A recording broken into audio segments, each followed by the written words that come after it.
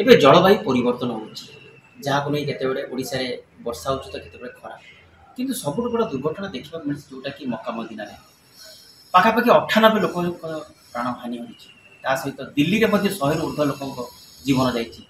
କାରଣ ହେଉଛି ଏ heat wave ତଥା ଗ୍ରୀଷ୍ମ ପ୍ରବାହ ତେଣୁ ୟାରି ଉପରେ ଆଲୋଚନା କରିବା ଆମ ସାଙ୍ଗେ ଅଛନ୍ତି କରବୀର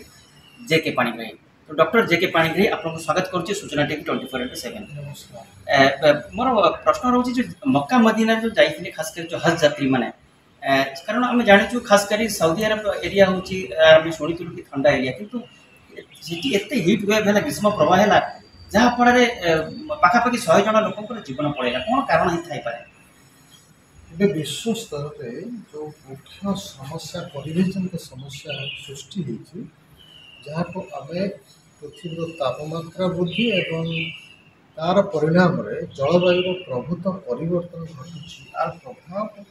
ନକାରାତ୍ମକ ପ୍ରଭାବ ଲୋକମାନଙ୍କର ବିଭିନ୍ନ ସ୍ଥାନରେ ଅନୁଭୂତ ହେଉଛି। ଯେଉଁ ଉଦାହରଣ ବା ଦୃଷ୍ଟାନ୍ତ ଆପଣ ରଖିଲେ ମକ୍କା ମଦିନାରେ ଯେଉଁମାନେ ହଜ୍ ଯାତ୍ରୀ ଯାଇଥିଲେ ସାଉଦି ଆରବରେ ସେ ଅଞ୍ଚଳ ପ୍ରାୟତଃ ମରୁ ଅଞ୍ଚଳ ଯେଉଁଠିକି ଏହି ସମୟରେ ତାପମାତ୍ରା ଯଥେଷ୍ଟ ଅଧିକ ରହେ। ଏହା ସହିତ ବର୍ତ୍ତମାନ ପୃଥିବୀରେ ଯେଉଁ ଅଧିକ ତାପମାତ୍ରା ଅନୁଭୂତ ହେଉଛି ତାର କାରଣ ମୁଖ୍ୟ କାରଣ ରହିଛି ଯେ ବିଭିନ୍ନ ଉତ୍ସରୁ ବିଶେଷ କରିକି ଜୀବାଶ୍ମ ଇନ୍ଧନ କୋଇଲା ପେଟ୍ରୋଲିୟମ ପ୍ରାକୃତିକ ବାଷ୍ପ ଏହାର ଅତ୍ୟଧିକ ବ୍ୟବହାର ଯୋଗୁଁ ସେଥିରୁ ଯେଉଁ ସବୁଜ ବାଷ୍ପ ଅଙ୍ଗାରକାମ୍ଳ ଭଳି ସବୁଜ ବାଷ୍ପ ନିର୍ଗମନ ହେଉଛି ବାୟୁମଣ୍ଡଳକୁ ତାର ପରିଣାମରେ ତାପମାତ୍ରା ବୃଦ୍ଧି ପାଇ ଚାଲିଛି। ତାପମାତ୍ରା ବୃଦ୍ଧିର ସିଧାସଳଖ ପ୍ରଭାବ ଜଳବାୟୁ ଉପରେ ରହୁଛି ଜଳବାୟୁର ପରିବର୍ତ୍ତନ ହେଉଛି ଏବଂ ଆମେ ବିଶ୍ୱର କୋଣ ଅନୁକୋଣରେ ବର୍ତ୍ତମାନ ଦେଖୁଛେ ବିଭିନ୍ନ ପ୍ରକାର ପ୍ରାକୃତିକ ଦୁର୍ବିପାକ ଦିନକୁ ଦିନ ବଢ଼ି ଚାଲିଛି। ତା ମଧ୍ୟରେ ଅନ୍ତର୍ଭୁକ୍ତ ରହିଛି ହିଟ୍ ୱେଭ୍ସ ବା ଗ୍ରୀଷ୍ମ ପ୍ରବାହ ଜନିତ ସମସ୍ୟା।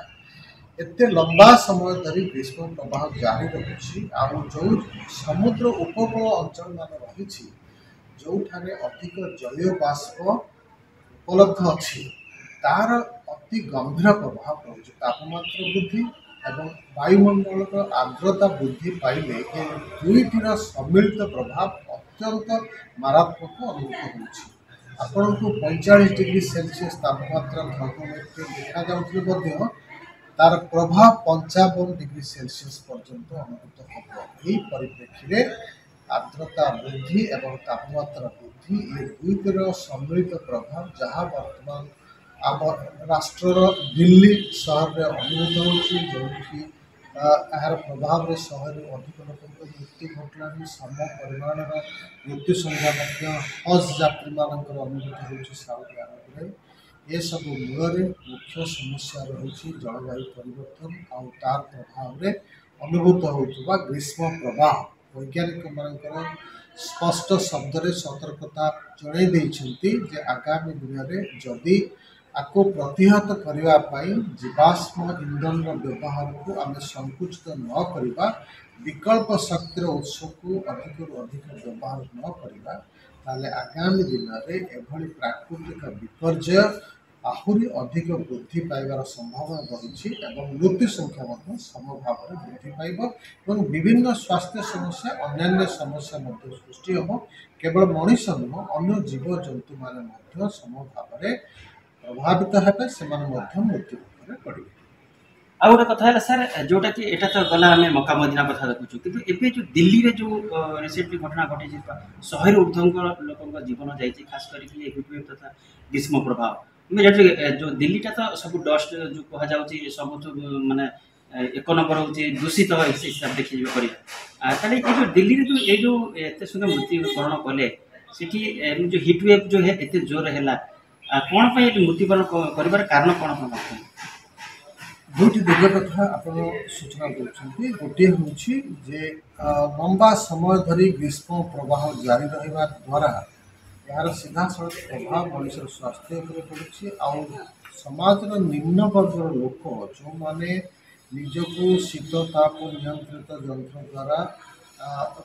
ग्रीष्म प्रवाह वंचित कर से मृत्यु मुखर पड़ते लोक बस्ती रोच जो मान पाखे साधारण फैन टे उपलब्ध ना से उच्च मात्रार ग्रीष्म प्रवाह ता सहित